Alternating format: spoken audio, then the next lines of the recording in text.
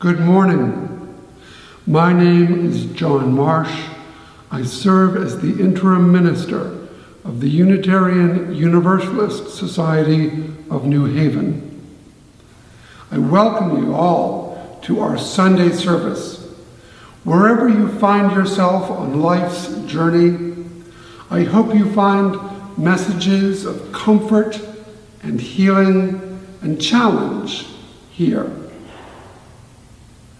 Out of all the things in the world you could be doing right now, you chose to spend this time with this congregation, gathered by necessity electronically this morning, but made up of very real people. I am so glad you made it this far.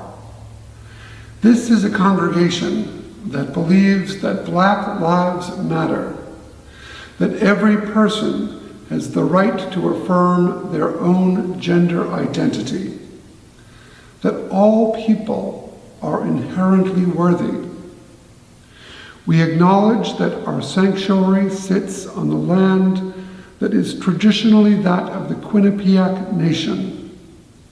As a congregation, we strive to heal the wounds of the past and the present in the ongoing work of reconciliation. We seek to connect and serve in the sacred hope that we might grow the sum total of love and justice in our world. Please join me in the words for the lighting of our chalice, symbol of the Unitarian Universalist faith.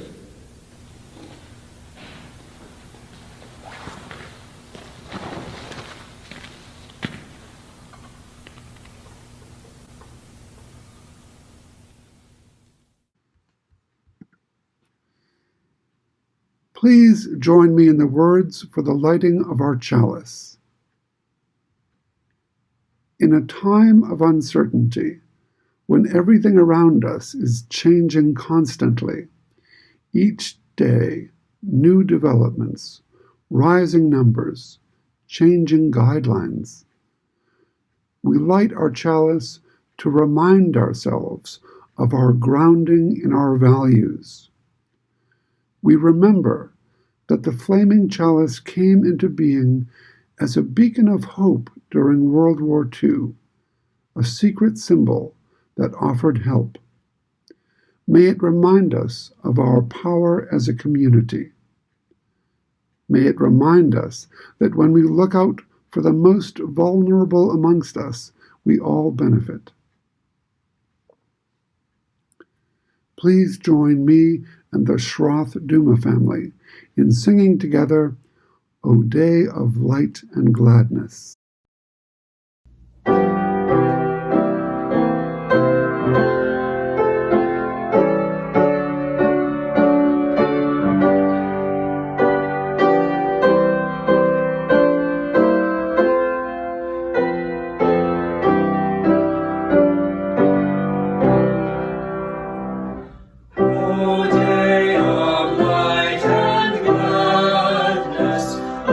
Prophecy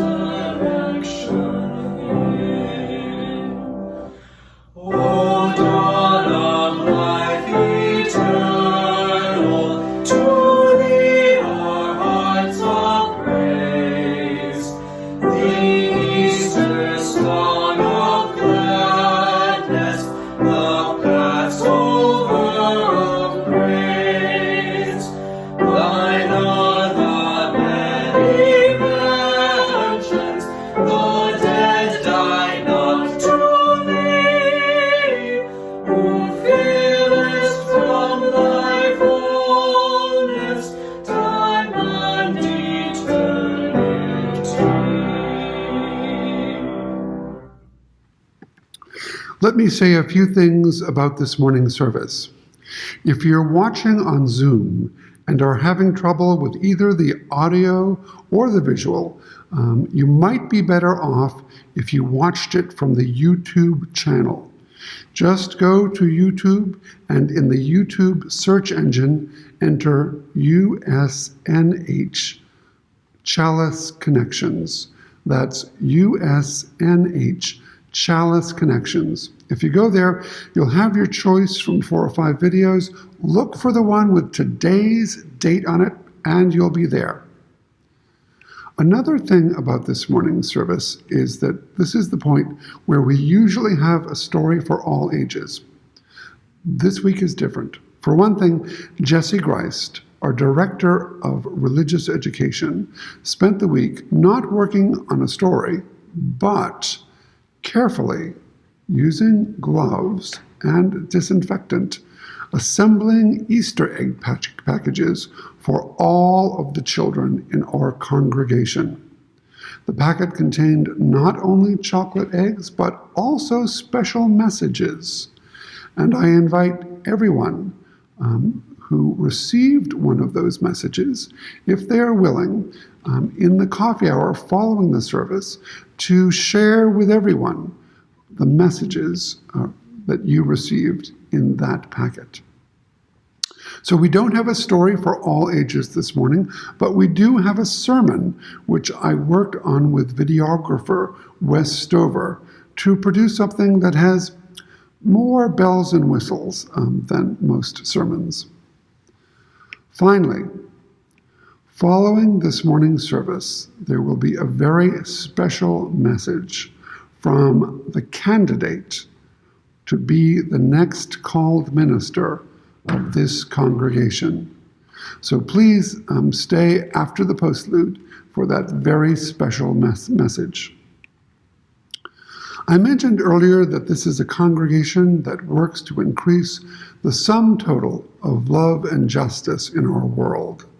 This is ongoing work that takes us in many different directions. Next, board member Craig Machado will talk to us about one of those directions. Good morning. This is Craig Machado, and I'm speaking to you today on behalf of the Welcoming Congregation LGBTQ Social Justice Task Force. That is a mouthful, but that pretty much describes what we're doing.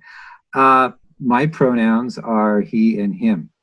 And I wanted to give you a little history today of what's been going on in USNH in terms of LGBTQ issues and the larger society, because there's a lot happening.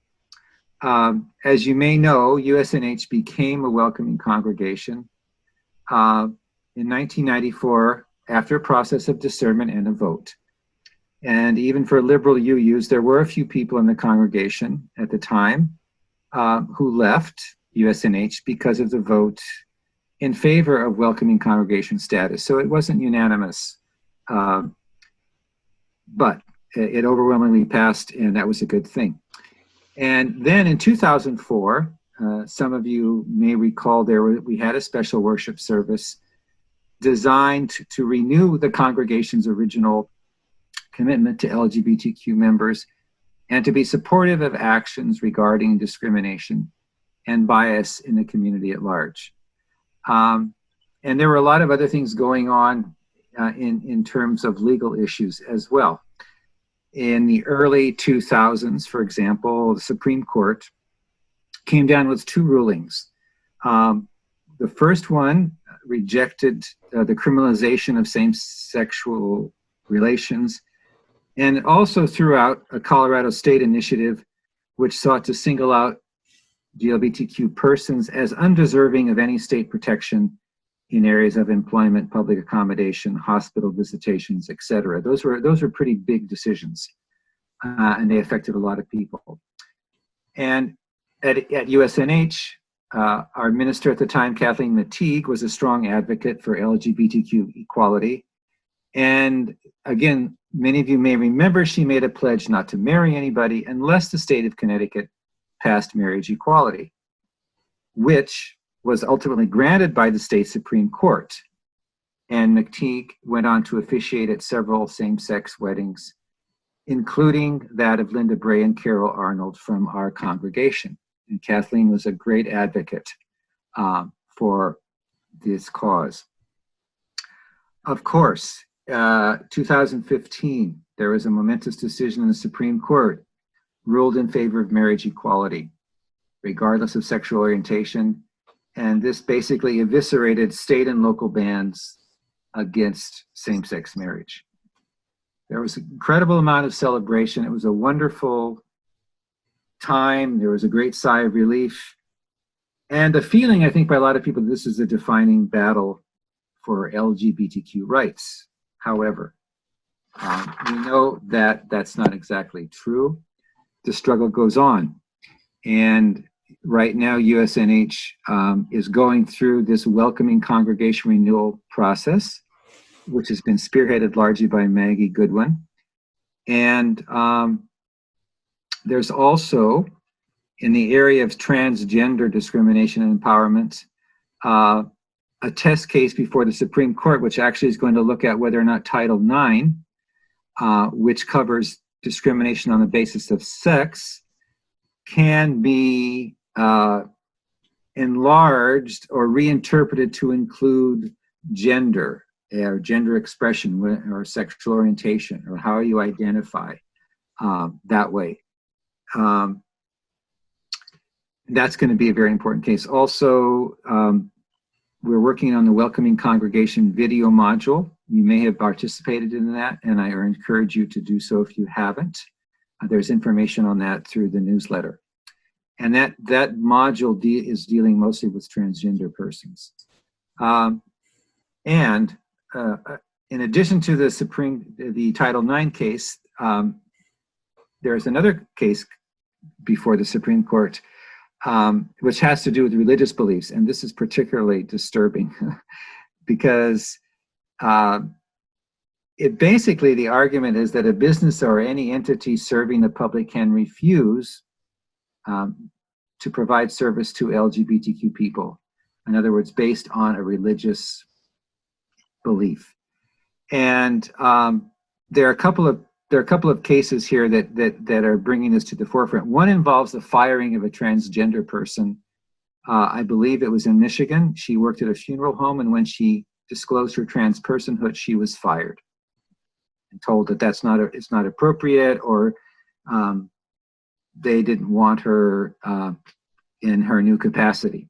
And of course, you probably remember the bakery in Colorado that refused to make a wedding cake for a gay couple because their Christian beliefs, it didn't jive with those beliefs.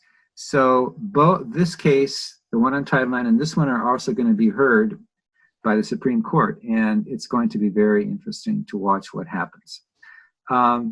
So a lot of progress has been made nationally and actually in the area of religion and churches at USNH. So there's still a lot of work to do. So we want to ask you to support the Welcoming Congregation Renewal Program in any way you can, and look for other opportunities through the task force in the coming months. I also might mention that we have done some other things. We had a vigil last year for mostly trans people who were murdered. We've had some other events, discussions. There's going to be a book club discussion on Zoom of a new book by a man who's transgender, who's a woman who transitioned to a man and wrote a very interesting book. And we'll be talking about that on April 19th. Also, just before I let you go, if you're interested in trans issues and you have Netflix or Amazon Prime, there are a couple of series that I would recommend. The first one is Pose, which is on Netflix. This is really a wonderful show, first season.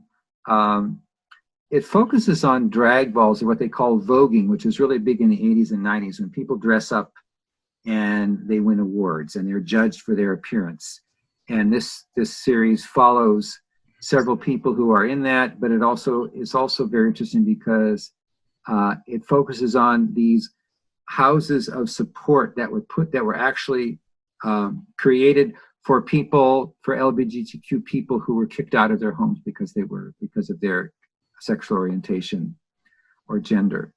Another show which was on Amazon Prime is Transparent. A lot of you may have seen this already. If you haven't, it's a very good series. It follows a Jewish family in LA.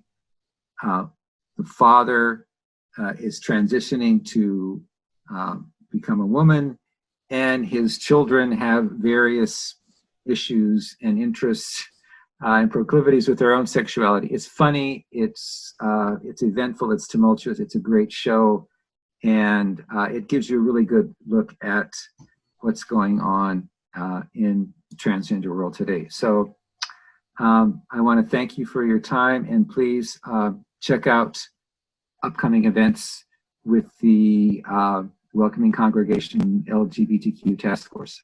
Thank you. During this time of pandemic, the Pastoral Care Team and the Covenantal Relations Committee are there to hear people's concerns and sometimes offer concrete assistance. You can reach them through our congregation's webpage. Each week, we note some of the joys and sorrows that sit with members of this congregation. This week, we offer a special welcome to baby Simone Brown, who was born on Thursday, to parents Stephanie Fakardzadeh and Matt Brown. Emily McCabe writes, "Please keep my sister in your thoughts and prayers as she was in the hospital this week. She is 35 weeks pregnant with twins and has borderline pre-eclampsia. It's very difficult for Emily not to be with her sister, who is in Wisconsin." Our thoughts are with June Schaefer, who is in the hospital right now under observation. We hope that she will be released soon. From Rich and Carol Stockton, a joy that their daughter-in-law Sherry is recovering from COVID-19 after 2 weeks of infection. Sherry is a doctor working in the Bronx. John Deming has let us know that his brother George continues to be hospitalized with COVID-19. He seems to be doing all right, and we are hoping for a full recovery. From Eva Betjeman, asking thoughts and prayers for her sister-in-law's mother, Eileen Knight, who is fighting both breast cancer and COVID-19. Becky Friedkin and David Jones are sad to report that a dear family friend, Ted Empel, died this week. Ted died peacefully with his family around him. Please hold Becky, David, and Ted's family in your hearts. Finally, sorrowfully, Helene Goward, also hospitalized with COVID-19, has been put on morphine comfort care. Her husband, Bill, says that she has, in essence, left us already, and that it is good to know she is not experiencing any pain. I spoke with Bill on Friday. He had nothing but praise for the physicians attending Helene and said that he was being well supported by his children and by members of this congregation. We'll now have a meditation in 3 parts: the spoken word, silence, and a musical response. We're blessed to live in a part of the world that right now is alive with flowers and blossoming trees. The spoken word will be A.E. Hausman's Loveliest of Trees. Loveliest of trees, the cherry now is hung with bloom along the bough, and stands about the woodland ride, wearing white for Eastertide. Now, of my 70 and 10, 20 will not come again, and take from 70 springs a score, that only leaves me 50 more. And since to look at things in bloom, 50 springs are little room, about the woodlands I will go to see the cherry hung with snow.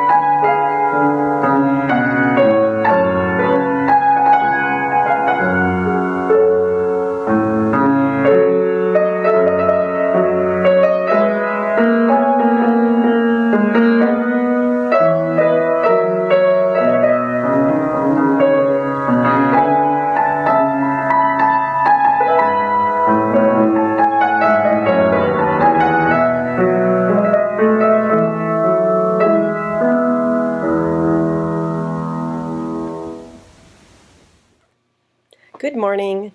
I'm Joni Messner, and I've been asked to read a stewardship testimonial on behalf of Christina Allen, who apparently, according to her husband Derek, has been running around working like crazy in the emergency room at the VA hospital. So here's her testimonial. Good morning. I'm Christina Allen. Not really. I've been a member here for almost 3 years and currently serve on the Ministerial Search Committee. This morning I'll be offering my thoughts on the importance of the intersection between faith and financial stewardship. If we build a system with the most marginalized people in mind first, the system will work for everyone. I came across this quote somewhere in the depths of the internet a while back, and although it comes to mind often, I can't recollect the source. On the surface, this sounds so obvious, so simple, yet so brilliant. But our reality could not be further from this. Systems in this country are not designed this way, resulting in vicious cycles of poverty, homelessness, addiction, and a multitude of other oppressions. In my professional life, I've seen this play out in front of my eyes while struggling to provide access and support equity in healthcare during a global pandemic. Our healthcare system works for those who can afford it, ensuring rapid testing and treatment for some, while others are told to stay away until they're gasping for breath. At this point, you may be wondering when or if I'll be providing a stewardship testimonial, but I promise it's in here. I truly believe deeply that this congregation understands what it means to build a system with the most marginalized in mind. That, although money makes the world go round, this community and our social justice work is about so much more than charity. This is why I give. I don't know the price of belonging to a community that keeps you anchored in what you believe in and believes in you. But until I figure it out, I'll keep giving with this in mind. Thank you.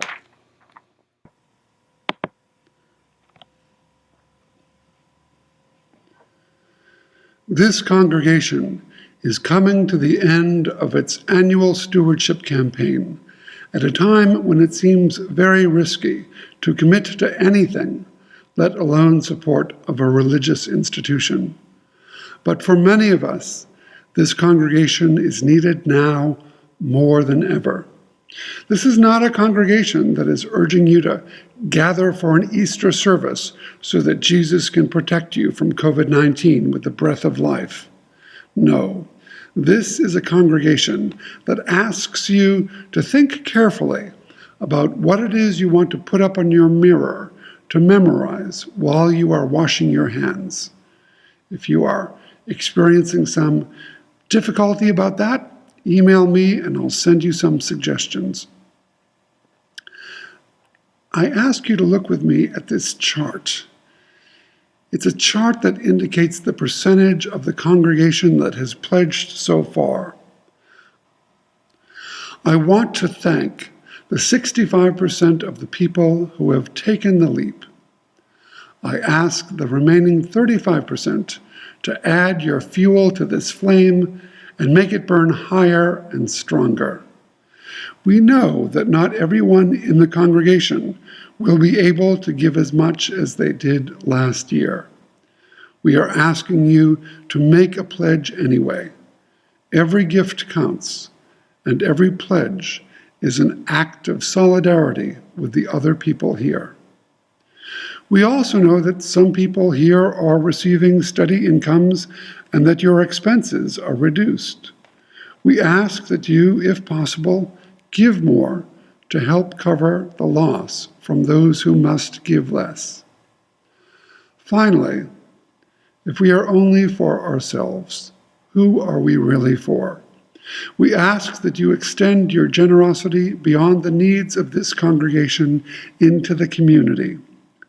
This pandemic has created a whole new set of needs for the survival of those people who are served by Columbus House, people in this area who would be living on the streets if it were not for the work of Columbus House. This congregation has a long history of supporting Columbus House, and we can assure you that this is a group of people who make every dollar that is given to them work double. In a moment, we will hear a movement from Debussy's Concerto in A for violin and piano. I ask you to please consider using this moment to open a second window on your browser. Go to this congregation's website. Make a pledge if you have not done so already. Or put a gift in our electronic offering plate. Or click on to the link for Columbus House and make a gift there. Thank you.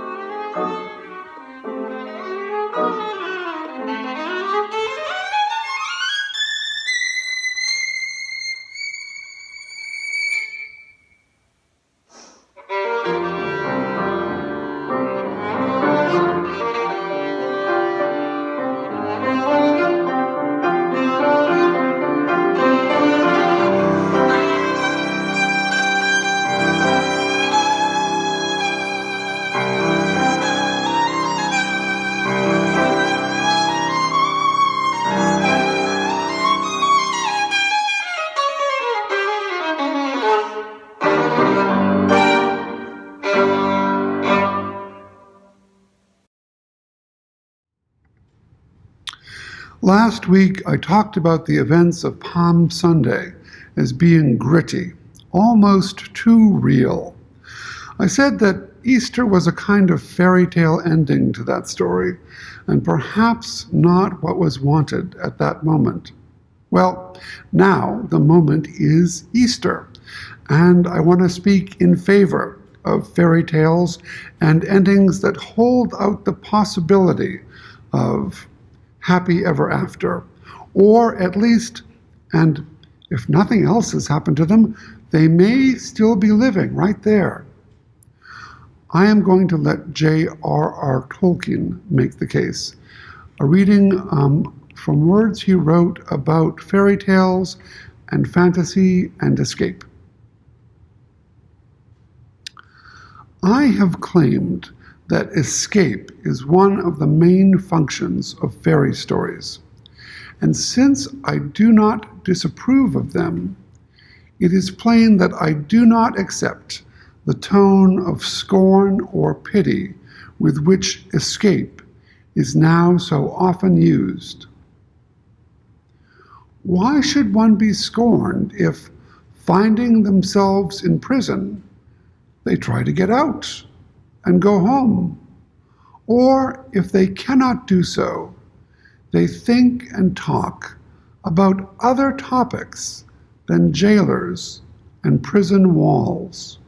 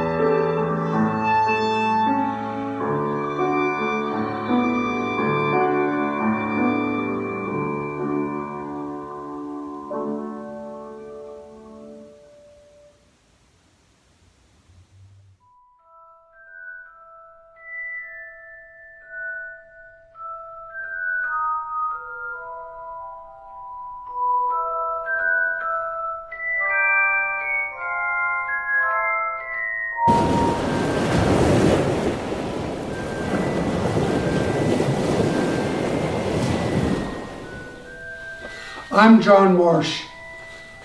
I love Harry Potter books. I'm not afraid of theological reflection, literary criticism, or even combining those three things together. Okay, I know the questions you're all asking yourselves. Isn't this dangerous? Has anyone ever attempted anything like this before? Is this going to be like one of those videos where a guy is juggling chainsaws and then things suddenly go horribly wrong? There will be risk-taking involved. We will, as Albus Dumbledore would say, be leaving the firm foundation of fact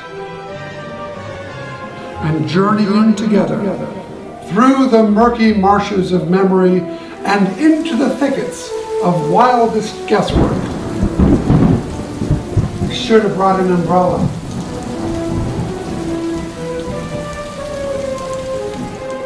I'm going to be identifying Harry Potter as a Christ figure.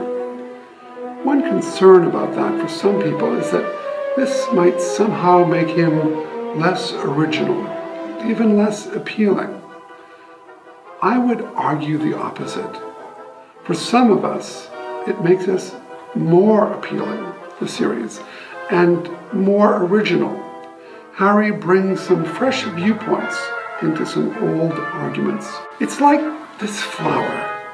It's beautiful, just to look at. And then you learn that its name is Love Lies Bleeding.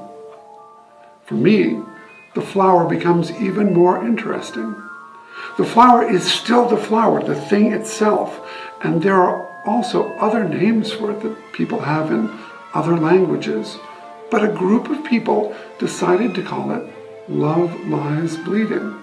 Certainly, this tells us more about those people than the flower itself, but I am a people, or a person, and the name relates to human experience that I can understand. Perhaps even gives me a fresh insight into my own experience.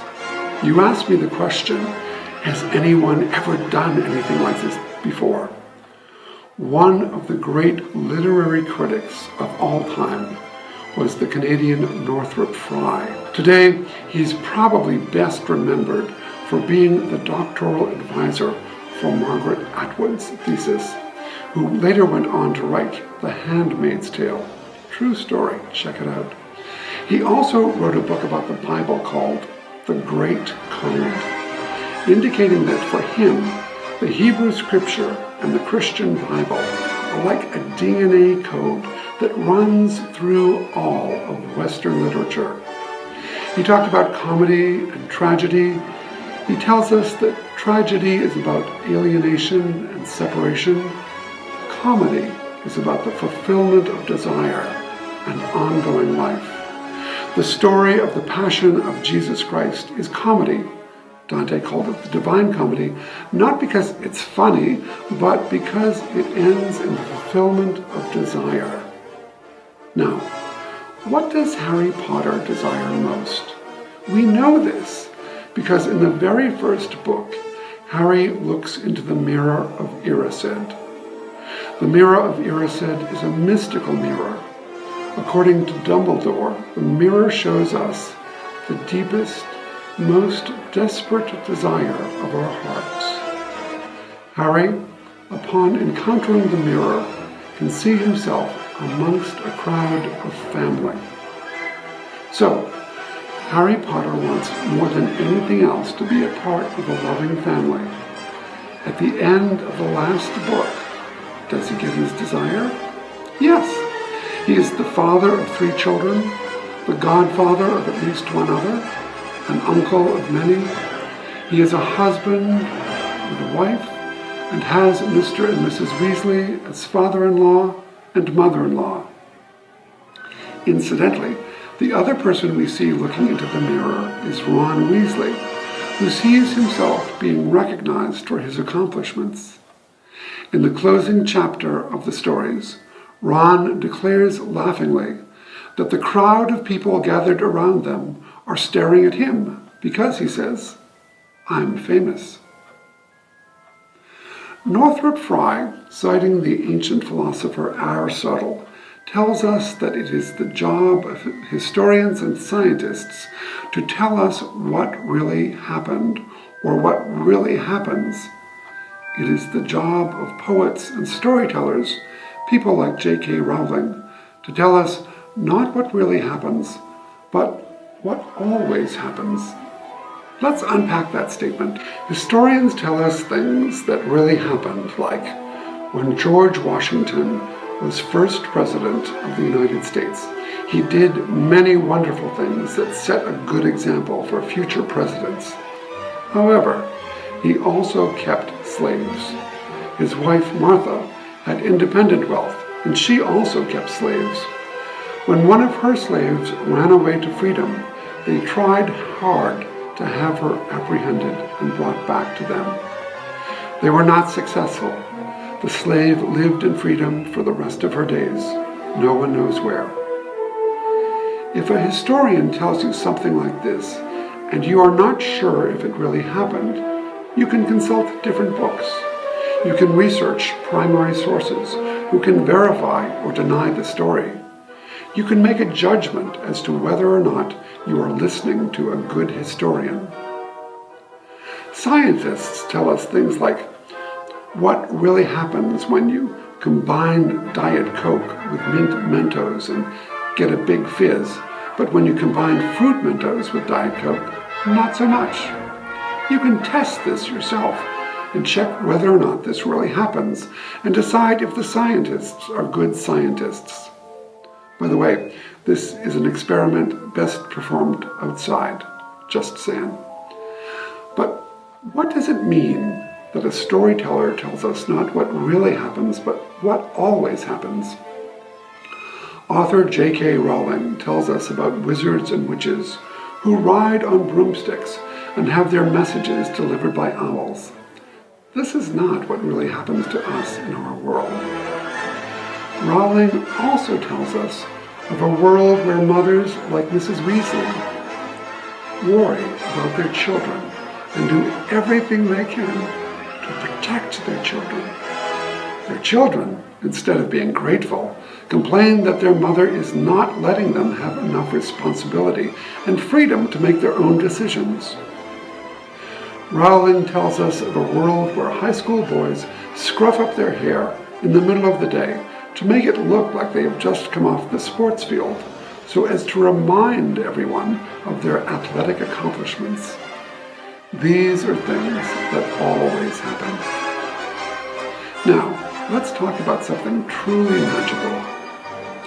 Northrop Frye tells us that among the most basic impulses for storytelling is the loss and regaining of identity. As the writer of an old hymn has it, I once was lost, but now am found, was blind, but now I see. Unless something unfortunate happened very early in your life, there was a time when you were the most beautiful baby in the world, at least to the most important people in the world, the ones who were taking care of you. They smiled at you a lot, and when you were 4 to 6 weeks of age, you started smiling back. Then, at some point, life was not all smiles anymore. The world was not the way you wanted it to be. Simply crying because you were unhappy did not get people motivated to behave as you wished. So, you started working to try to please your mom or your dad or your teacher or your boyfriend or your girlfriend or religious leader or your own sense of justice or beauty or truth-telling, so that the world could be right again. Things did not always go as you had planned. You worked hard to please your boyfriend or your girlfriend, but they were not impressed. Or you worked very hard to make justice happen in the world, but justice did not happen. And then, here comes the magic part. Even though you did not get the results you set out to achieve, somehow your efforts were not wasted after all. Your sacrifice somehow paid off, either in making you new friends or helping you to become a better person, especially to the one person whose esteem you most desperately need, that person being yourself. Life, death, and then life again. Magic. This is the story pattern for the phoenix, for the ancient Egyptian god Osiris, the Greek legend Orpheus, the Christian God Jesus, and it is the story pattern for our own Harry Potter. Another part of this dangerous territory, once you develop an eye for spotting Christ figures, you start seeing them everywhere. Christopher Robin in Winnie the Pooh. Christopher is a name that is derived from Christ. The robin is a bird with a special place in Christian mythology. When Winnie the Pooh is in a spot of trouble, he calls out to Christopher to save him. But Christopher always does. What's more, Christopher often declares that he loves Pooh. We are saved, it seems, by being loved. At the end of the Pooh stories, Christopher goes through a transformation and leaves Pooh behind, but the reader is assured that there is something eternal about Christopher's love for Pooh. In C.S. Lewis's The Lion, the Witch, and the Wardrobe, Aslan is such a stand-in for Christ that, for me, it detracts from the charm of the story. Having an all-powerful, all-knowing being who becomes very meek and willingly submits to being sacrificed just for the sake of others, it's not really part of my theology.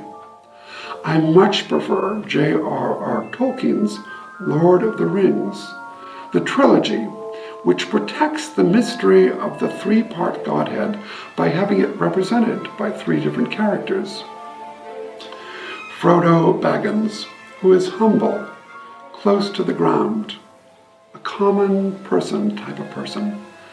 Aragorn, who is the rightful king, although this is disguised at first. Gandalf, the knower of mysteries, who sacrifices himself and is transformed into an even greater and powerful way of knowing. Or take the character of Jean Valjean in Victor Hugo's Les Miserables.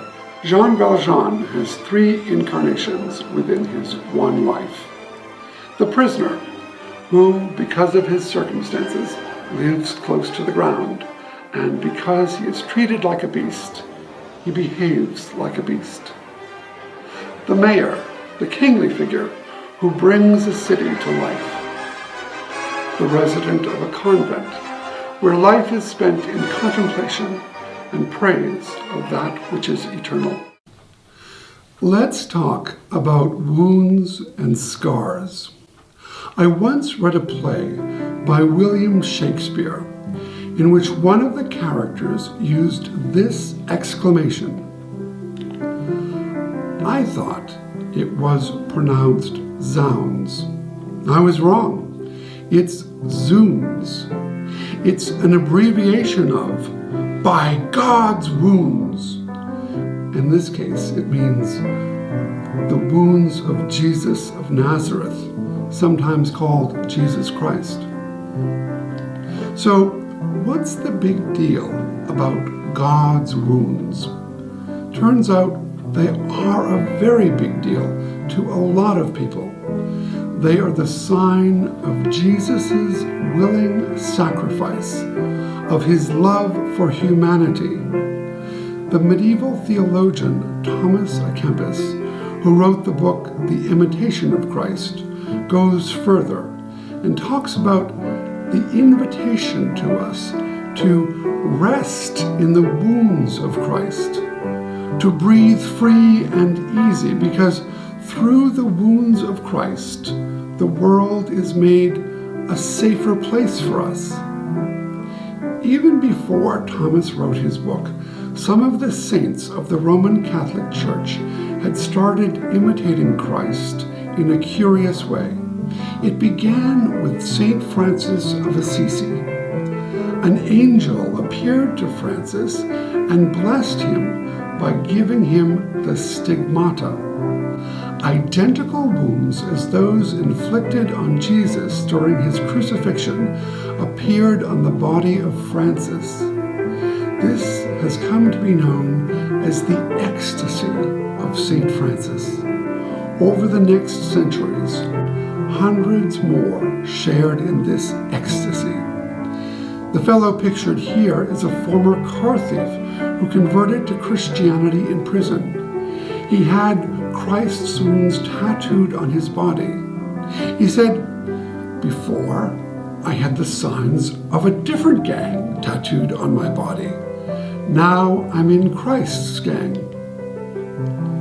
Scars or wounds, especially on the forehead where Jesus was forced to wear a crown of thorns, or hands or legs where nails were driven through, are indicators of a character being a Christ figure. Does Harry Potter have significant scars or wounds? Well, yes. First and foremost, there is the lightning-shaped scar on his forehead, the wound everyone wants to see, just as Jesus' companions, especially Thomas, wanted to see Jesus' wounds after the resurrection. Both Jesus' wounds and Harry's forehead scar indicate the time when extremely powerful people tried to kill them and failed. The time when they were supposed to die, but somehow didn't. Harry also carries a scar on the back of his right hand. This is where Dolores Umbridge tortured Harry by having him write out the sentence, "I must not tell lies," multiple times with a blood quill. Like the scar on his forehead, this scar also flashes with pain at significant moments. Later, when Rufus Scrimgeour tries to recruit Harry to work for the Ministry of Magic, Harry shows him this scar as a symbol of the hypocrisy of the ministry. The Unitarian Universalist faith to which I belong long ago rejected the idea of resting in the wounds of Christ. It rejected the idea of a Father God who would require the sacrifice of the life of his Son before sharing his love with humanity. Our position is rather like that of Professor Snape when Professor Dumbledore informs him of the requirement of Harry to sacrifice himself. Accio text. Snape looked horrified. "You have kept Harry alive so he can die at the right moment?" "Don't be shocked, Severus. How many men and women have you watched die?" "Lately, only those whom I could not save," said Snape. He stood up. "You have used me." "Meaning?" "I have spied for you and lied for you, put myself in mortal danger for you. Everything was supposed to be to keep Lily Potter's son safe. Now you tell me you have been raising him like a pig for the slaughter."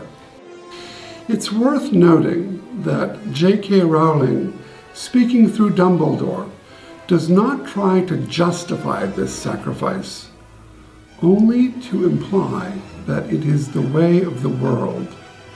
Remember that Harry owes his life to the sacrifice made by his mother.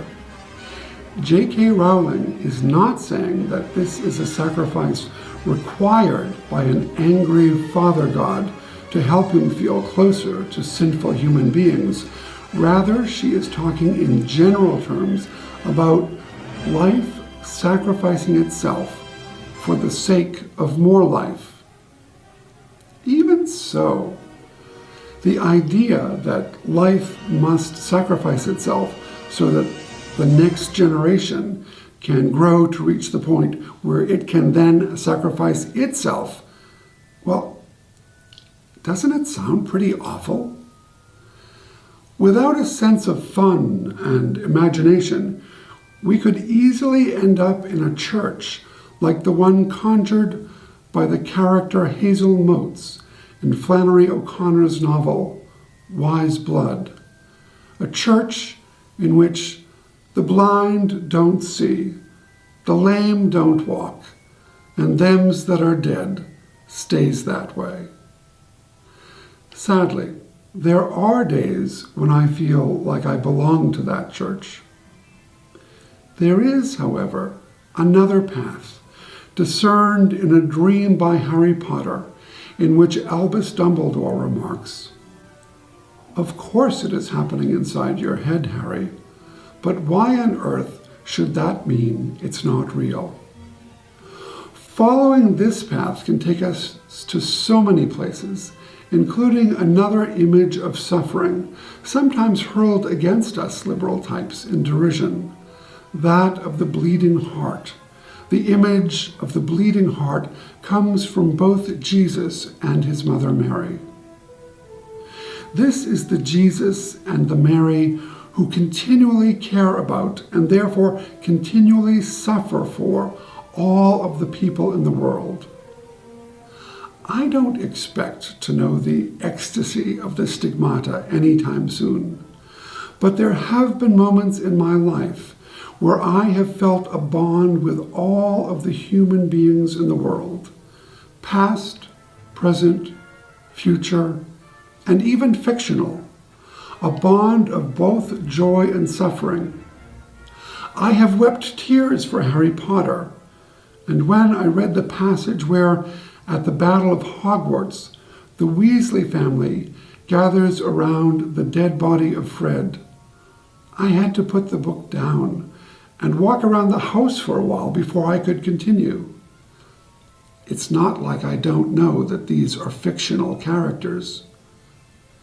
This connection with the joy and the suffering of others influences the decisions, the choices I make, which, according to Dumbledore, is what shows me who I truly am.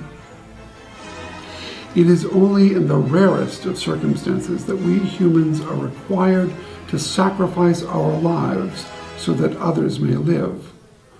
What we are constantly being required to do is to live our lives in such a way so that others may also enjoy life, or as one hymnist put it, to serve the common good and make our own days glad.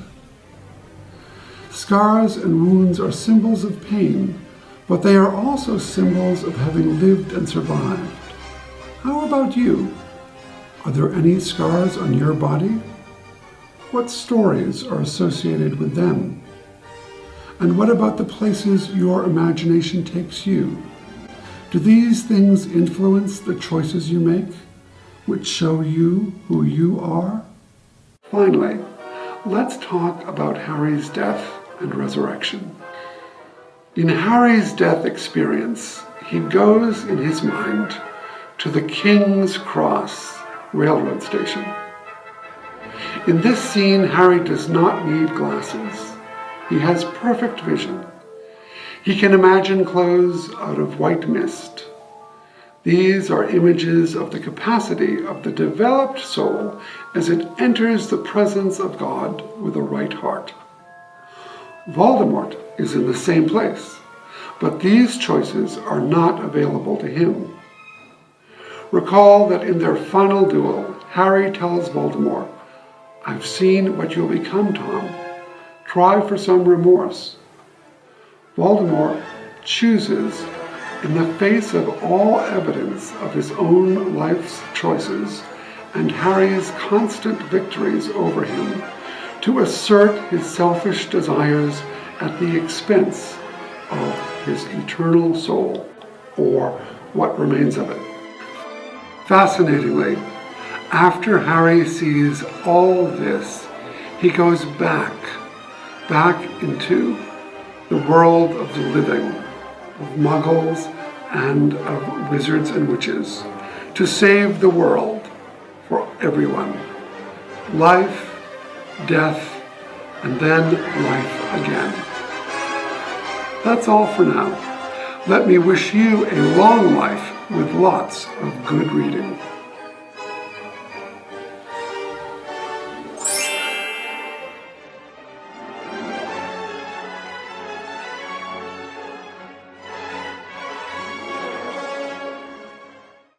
Please join us in singing our final song, Freedom is Coming.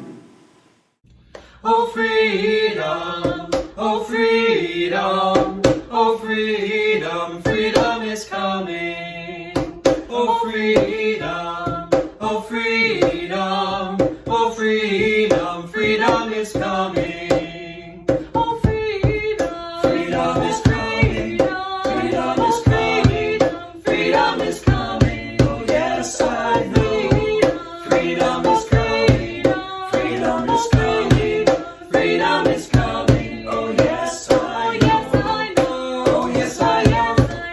Oh yes, I know. Oh yes, I know. Oh yes, I know. Oh yes, I know. Oh yes, I know. Oh yes, I know. Oh yes, I know.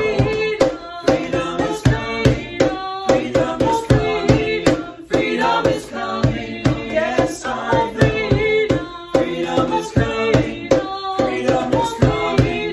Freedom is coming. Oh yes, I know. Freedom is coming. Freedom is coming. Freedom is coming. Oh yes, I know. Please join me in the words for the extinguishing of our chalice. We extinguish this chalice, but not the light of truth, the warmth of community, or the fire of commitment. These we hold in our hearts until we are together again.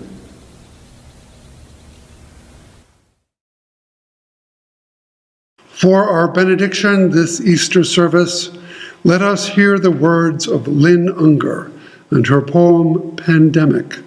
For some, it has become a mantra during this time. Pandemic. What if you thought of it as the Jews consider the Sabbath, the most sacred of times? Cease from travel. Cease from buying and selling. Give up, just for now, on trying to make the world different than it is. Sing. Pray.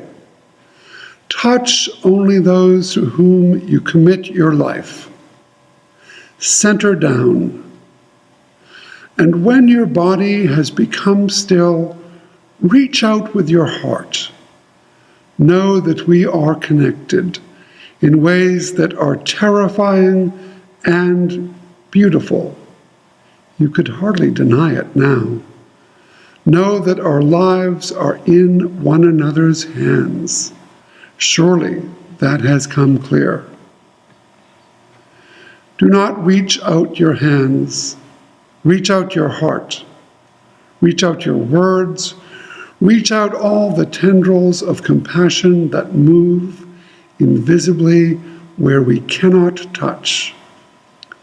Promise this world your love, for better or for worse, in sickness and in health, for as long as we all shall live.